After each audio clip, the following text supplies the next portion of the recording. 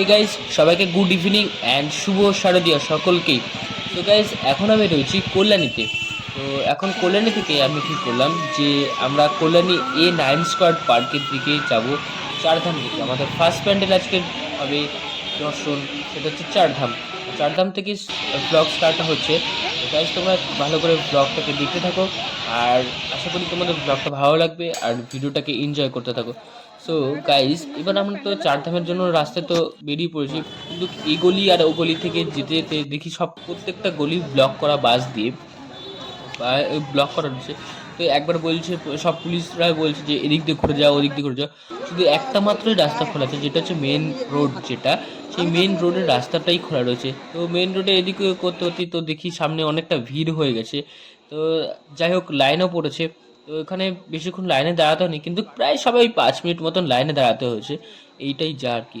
তো লাইনে দাঁড়িয়ে ঠাড়িয়ে যখন আমরা একদম চারধামের কাছাকাছি A9 পার্কের মধ্যে এলাম, তো ভাই দেখে বেশ চোখটা জুড়িয়ে গেল। একটা খুবই সুন্দর আলাদা ফিলিংস লাগলো যে আমরা চারধাম দেখতে পাচ্ছি। একটা হচ্ছে আহ, সেই চারটে ধাম হলো গঙ্গোত্রী, যমুনাত্রী, কেদারনাথ এবং বদ্রীনাথ। তো এই চার ধামের একটা বিশেষত্ব ছিল, সেটা হচ্ছে যে সেই চার ধামের উপরে উঠে উঠে দেখতে হবে। তো সেটার জন্য আমি এক্সাইটেড আছি। জানি না এখন কি হবে আর না হবে। তো তার জন্য ভিডিওটাকে তোমরা পুরো একদম শেষ পর্যন্ত দেখতে থাকো। আর এখানে দেখতেই পাচ্ছ যে একটা জিনিস নোটিস করো তোমরা সবাই, যে মানুষের মাথার ভিড় দেখতে পাচ্ছ ভাই। প্রচুর ভিড় হয়েছে, প্রচুর ভিড়।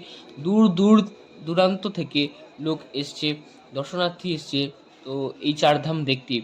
আর এই পুজোটা একদম কল্যাণী স্টেশনের একদম কাছে, যেটা সব থেকে ফার্স্ট পুজো। এটা হচ্ছে সেকেন্ড হয়েছে কল্যাণীর মধ্যে। তো ভাই, কিছু বলার নেই আমার। একদম তোমরা জাস্ট ভিডিওটাকে দেখতে থাকো আর এনজয় করো, আশা করি ভালো লাগবে। সো গাইজ, যখন আমি মাঠের মধ্যে প্রবেশ করলাম, তখন আমি জানতে পারলাম যে কেদারনাথের উপরে উঠতে দেওয়া হচ্ছে না, সেই চারধামের উপরে। তার কারণ উপরে বিশেষ কিছু অসুবিধার জন্য, তার জন্য মানুষজনকে উঠতে দেওয়া হচ্ছে না। আর প্রচুর ভিড় হচ্ছে, তার জন্যই মানুষকে সেই উপরে উঠতে দেওয়া হয়নি। প্রথম দিনই উপরে উঠতে দেওয়া হয়েছিল, তারপর থেকে আর উপরে উঠতে দেওয়া হয়নি। এটা একটুখানি আমাকে হতাশ করলো, নিরাশ করলো। যাই হোক, এবার ঠাকুরকে আমরা দেখতে যাবো, মা দুর্গার দর্শন করব। দেখতেই পাচ্ছ সামনে প্রচুর ভিড়, লক্ষ লক্ষ মানুষ মনে হচ্ছে, সত্যি তাই।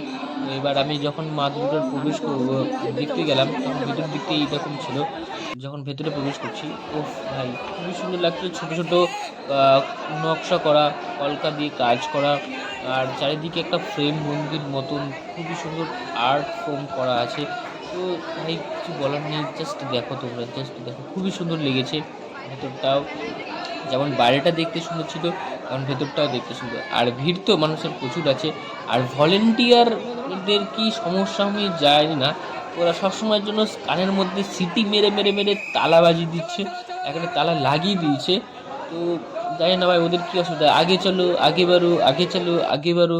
ভাই, তোরা যখন একদম ঢুকতেই দিবি না, কিংবা দাঁড়াতেই দিবি না প্যান্ডেলের মধ্যে, তাহলে তোরা বানিয়েছিস কেন রে? কী করতে পারিস?